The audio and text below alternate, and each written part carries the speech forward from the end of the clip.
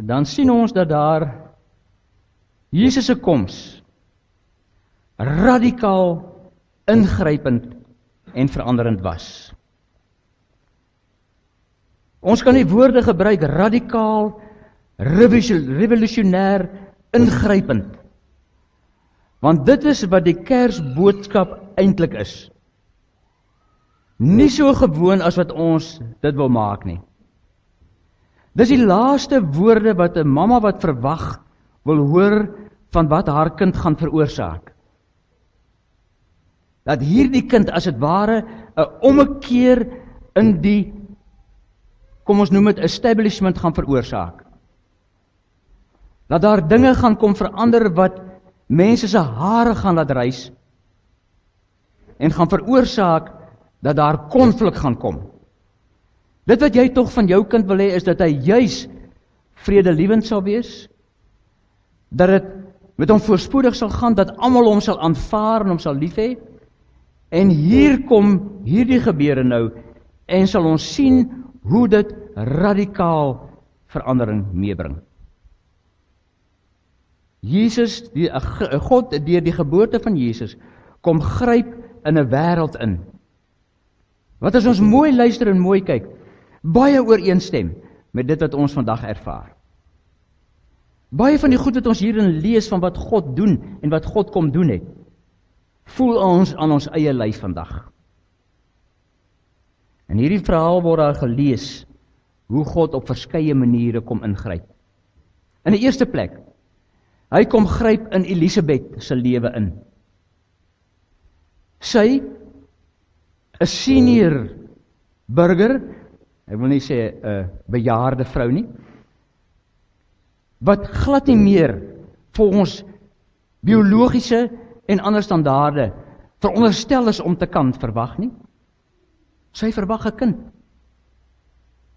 En ons weet ook daardie kind toe hy gebore is, was drasties anders. Hy was 'n alternatiewe ou gewees. Hy het 'n rok van kameelhaar gedra. Hy het springkane geëet. Hy het in die woestyn gebly. Hy het met niks en niemand gekompromeer nie. Hy was totaal anders van wat die wêreld geken het. En hoor net hierdie woorde van Elisabeth. Tot op daardie stadium was God se werk in hierdie wêreld met sy uitverkore volk Israel. Dit was kollektief geweest. Wanneer daar gepraat is, dan is daar gepraat van God se verbond met Israel deur Abraham, Isak en Jakob. So dit was kollektief, die volk van God geweest. En hoor net wat sê Elisabeth hier. Dit is my ingrypend toe ek dit hoor. Waaraan het ek dit te danke? Let mooi op mense, sy's 'n vrou. In daardie tyd in die ooste, in Israel, sy's 'n vrou. En dan kom sy sê, waaraan het ek dit te danke? In die eerste persoon, persoonlik. Hoor wat sy sê verder. Dat die moeder van my Here na my toe kom. Dis die eerste keer in die Bybel waar hier gepraat word van my Here. Waar dit so persoonlik gemaak word, dat ons kan sê, God is my God. Nie die God van Israel nie. Nie die God wat vir Israel sorg kollektief nie. Maar dat ek kan sê, dis my Here. 'n totaal radikale verandering in die mens en God se benadering. Dat sy erkenning daaraan gee, dat God afgekom het, 'n persoonlike verhouding met haar aangeknoop het, deur haar te laat swanger word, met die wegbereider van Jesus Christus in hierdie wêreld. Johannes die Doper uiteindelik. Radikaal anders. Tweedens kom God en hy kom gryp in Maria se lewe. Die eerste mense wat weet van die koms van die verlosser Jesus Christus is 2 vrouens. Nie mans nie. Vrouens was randfigure in daardie tyd. Vrouens was gelyk aan slawe en kinders. Hulle het soveel sê gehad in die samelewing. Hulle was van nul en geen waarde. Hulle was die man se besitting. En hy kon met hulle maak wat hy wou. Daarom ook, wanneer daar gekom is by huweliksprobleme, by egskeidings en so aan, is die eerste een wat aangevat is, was die vrou gewees. Vandag kry jy dit nog in die ooste so. Die mans kom God vry. Maar God kom en hy kom werk op hierdie ingrypend, unieke manier en hy kom na die twee vrouens toe. En dan kom hy na Maria toe. Maria, luister mooi, sy was 'n maagd. Sy het verloof geraak aan Josef. En wie van julle kan vir my sê hoe oud wat, behalwe jy Kobus? Hoe oud was Maria ongeveer gewees op hierdie stadium? Sê bietjie harder? Baie naby. Sy was ongeveer 12 jaar oud gewees.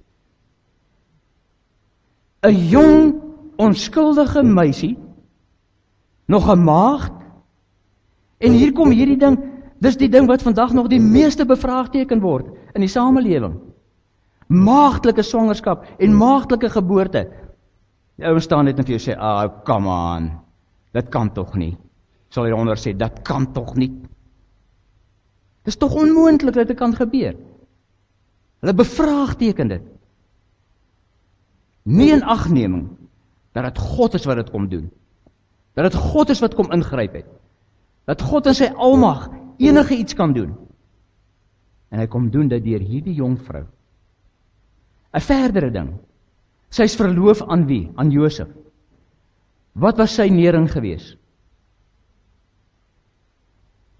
Skrynwerker. Het julle geweet dat skrynwerkers een van die laagste beroepe was wat daar was? Hoekom? Die skrynwerkers het ook kiste gemaak vir die dooie mense.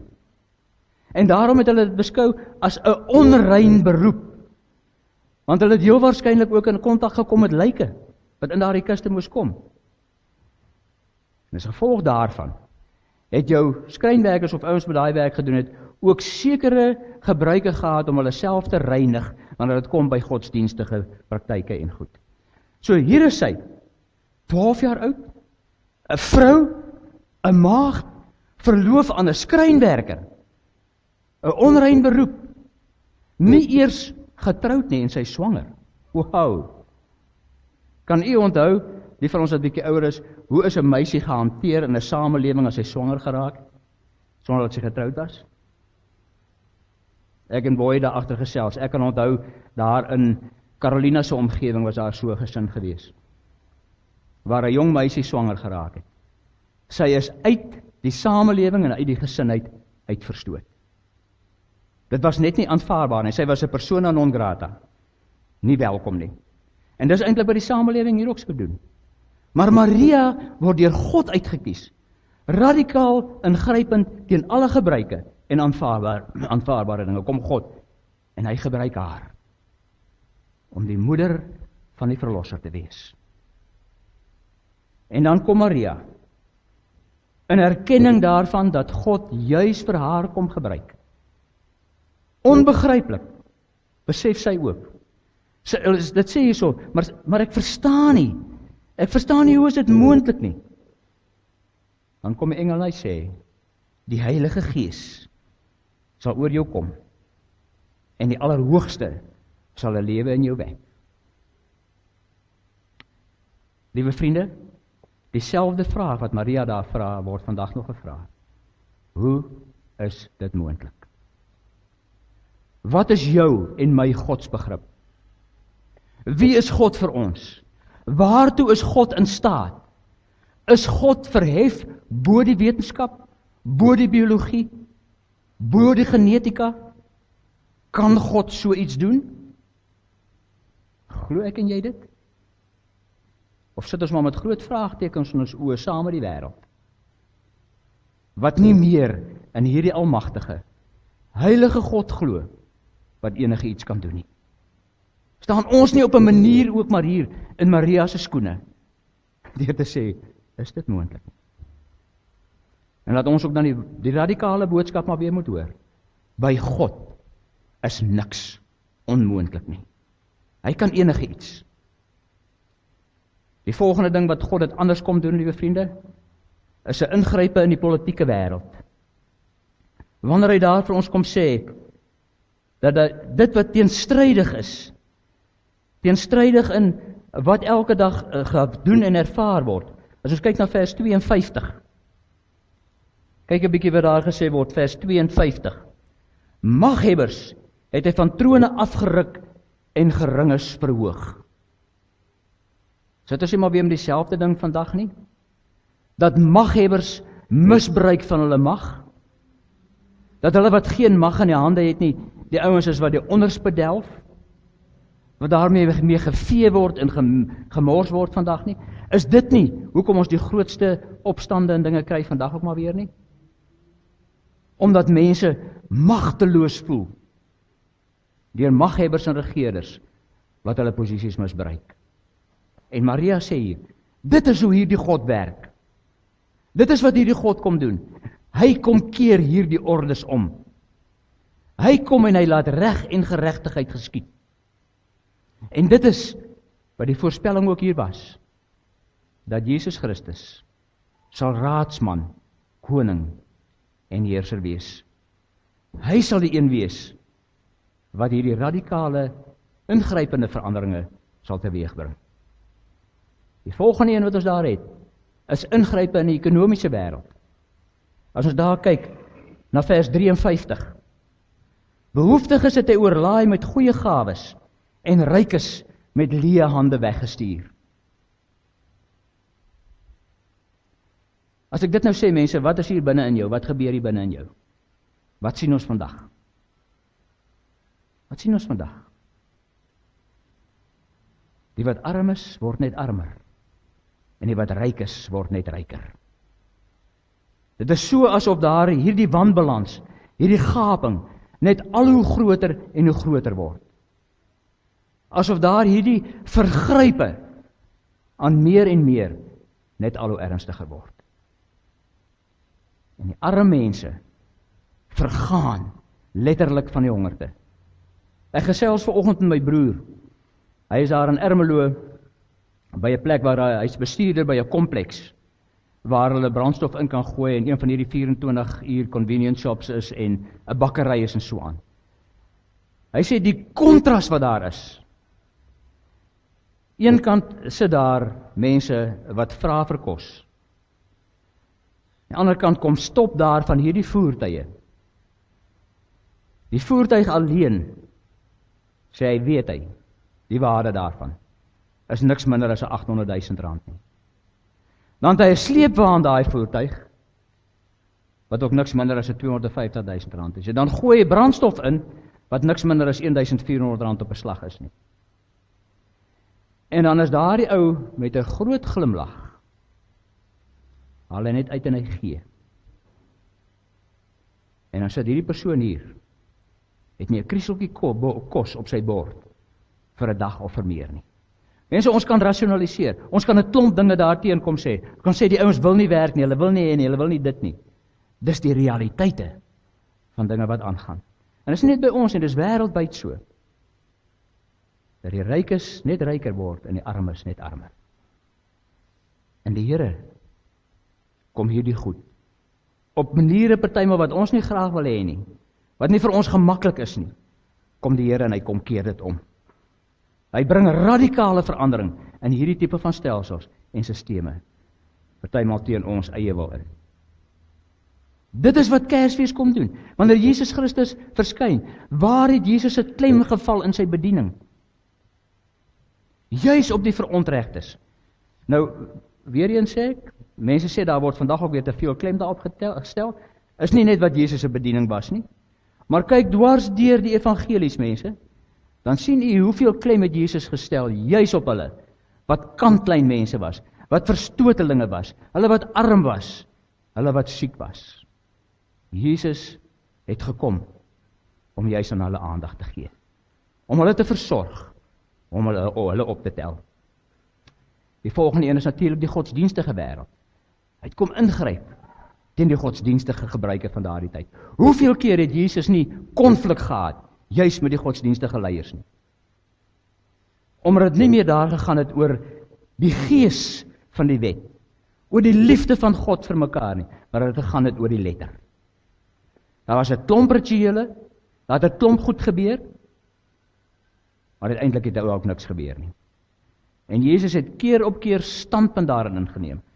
Een van die mees radikale goed wat daar ook is, wat ons kan onthou, is toe hy met sy disippels deur die koringlande op 'n Sabbat geloop het en van die koringare gepluk het. Dit was uitgewees. In my eie huis het ons nie kos voorberei op 'n Sondag nie. Alles is al gemaak, behalwe die slaai. Dis gemaak op Sondag, want anders gaan dit af. Verder is alles gedoen op 'n Saterdag. En hier kom Jesus met sy disippels, en hy kom en hy pluk are op 'n Sabbatdag. En dan kom hulle en sê vir hom, weet jy wat jy gedoen het? En dan kom Jesus op sy manier, en hy bring perspektief. En hy kom wys vir hulle waaroor gaan dit eintlik. Vandag sit ons ook nog maar baie keer daarmee. Is ons so godsdienstig konservatief in baie van ons gebruike en goed wat ons doen, dat ons die liefde daarachter, die verhoudings wat daarachter staan, totaal en al buite rekening laat. Kersfees wil vir ons kom sê, kyk net weer 'n slag. Heroorweeg weer net 'n slag, julle gesindheid, julle houding, julle gebruike. En kom kyk waaroor gaan dit eintlik. Waaroor het Jesus werklik gekom? En so kom hy. Kom God nie net op al daardie plekke ingryp nie, maar hy kom bo alles. Kom gryp hy in jou en my lewe in. Dis die boodskap van Kersfees. Dat Jesus Christus na hierdie wêreld gekom het, teenstrydig met alles. Hoekom sal 'n heilige God sy hemelse koninkryk verlaat, om in 'n sondige wêreld soos hierdie te kom leef? Om deel te raak van hierdie pyn, hierdie smart, hierdie chaos en hierdie deurmekaarspel. Hoekom sou hy dit doen? In die Grieks-Romeinse godendom het daai gode op die berg Olympus gebly. Hulle het nie gemeng met mense nie. Hulle het tussen mekaar beklei, ja, aan mekaar. Maar hulle het nie met mense gemeng nie. Hulle was op afstand, een kant het hulle maar gekyk dat die mense op sy eie aangaan. En hier kom hierdie God. En hy kom ryk uit. Hy kom as dit ware so daardie foto, daai pragtige skildery wat so bekend is. Hy kom en hy kom raak ons aan.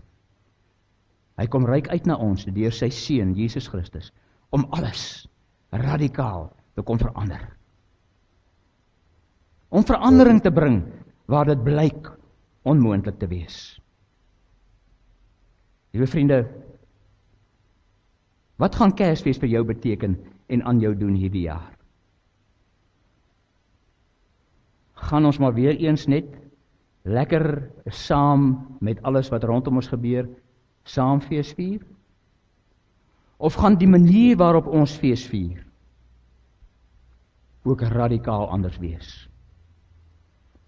Gaan ons vir 'n slag weer die verstaan van Kersfees heroorweeg? Gaan ons vir 'n slag weer nie net kyk daarna nie, maar ook prakties in alle opsigte veranderinge aanbring in 'n manier waarop ons dit verstaan en waarop ons dit doen? Want jy weet, as Kersfees in sy diepste wese my en jou waarheid geword het, as ons soos Elisabeth kan sê, dat my Here na my toe gekom het, kan dit nie glo nie. Dat dit my eie geword het, dat dit iets persoonliks geword het, dat dit nie net 'n wêreldse fees en jolijt is nie. Dat iets geword het wat hier in my hart kom lê het, wat vir my so kosbaar is, dat ek nie anderster kan, as om anders te begin dink. Radikaal anders op te tree. Waar mense iemand verstoot en wegstoot, dat ek sal kom en omarm. Dat ek sal kom en jammer sal kry, wat daar nie meer jammerte is nie. Ten spyte van daarvan, dat ek dalk benadeel kan word. Ek het hierdie week so 'n geval gehad, en my vrou gesê, iets in my het ek ontdek wat ek nie geweet daar is nie. Wat hier by ons by die kerk, hier tussen die kerk en die saal is hier so sementblad, konkreetblad. Het daar weer 'n ou kaland wat ons al 'n paar keer hier moes wegvat, het hy weer saam met sy meisie daar bo-op gaan lê en slaap. En hy het toe weggekom, hy het almal uitmekaar gestoot en weggehardel, maar die meisie daar gesit, die vrou. En ek het net vir haar gesê, sy wil toe ook loop, en ek het net vir haar gesê, jy sit, tot die polisie kom.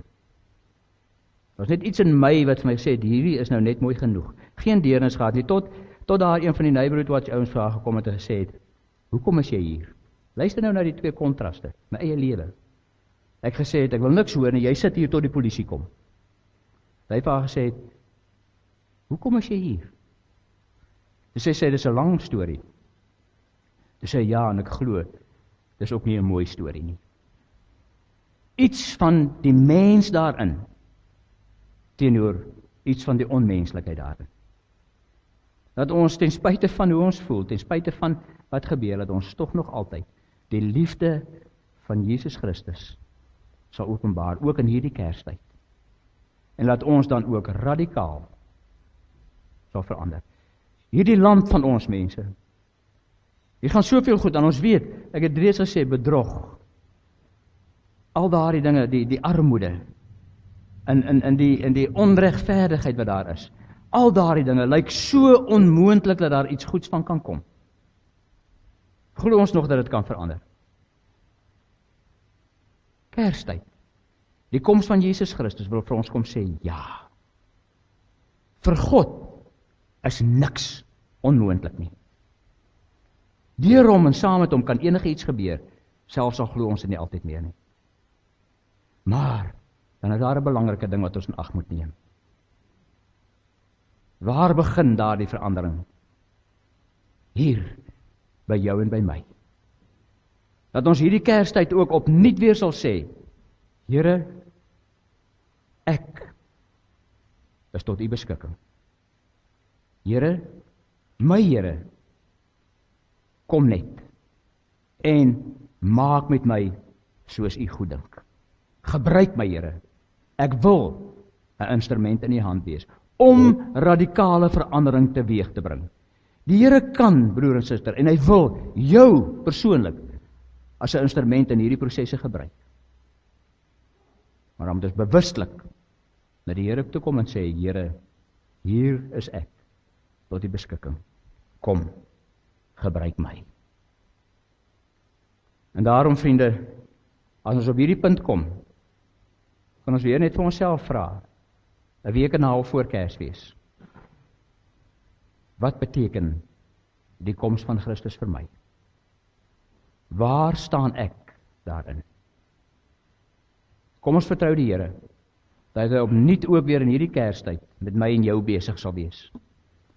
Dat ons opnuut ook weer sal glo, by God is niks onmoontlik, dat hy dinge kan verander, en dat hy dit ingrypend kan verander, tot eer van sy naam en tot uitbreiding van sy koninkryk.